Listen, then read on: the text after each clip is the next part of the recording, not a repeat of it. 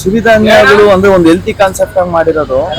ಈ ರಾಗಿ ಜೊತೆ ನಾವು ಸಿರಿಧಾನ್ಯಗಳನ್ನು ಇನ್ಕ್ಲೂಡ್ ಮಾಡ್ತೀವಿ. ಸಜ್ಜೆ, ನವಣೆ, ಸಾಮೆ, ಎಲ್ಲ ಸಿರಿಧಾನ್ಯ ಎಲ್ಲ ಅದ್ರ ಜೊತೆ ರಾಗಿ ಜೊತೆನೆ ಹಾಕಿರ್ತೀವಿ.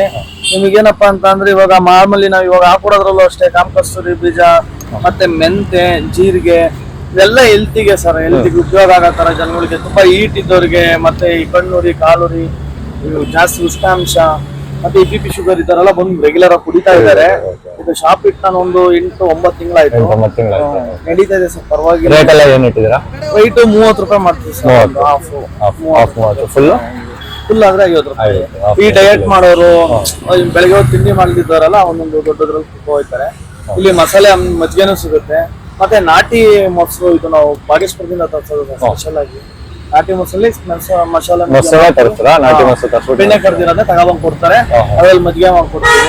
ಬರೀ ಅಂಬ್ಲಿನೂ ಸಿಗುತ್ತೆ, ಮತ್ತೆ ನಿಮಗೆ ಮಜ್ಜಿಗೆ ಮಿಕ್ಸೆಡ್ ಅಂಬ್ಲಿನೂ ಸಿಗುತ್ತೆ. ತುಂಬಾ ತಂಪಿನ ಪದಾರ್ಥ ಸರ್ ಇದು. ಜಾಸ್ತಿ ಒಳ್ಳೇದು. ಮತ್ತೆ ಜನಗಳಿಗೆ ಒಂದು ಹೆಲ್ತಿಗೂ ಏನೋ ಒಂದು ಬೇರೆ ತರ ಯಾವ್ದು ಟೇಸ್ಟ್ ನ್ಯಾಚುರಲ್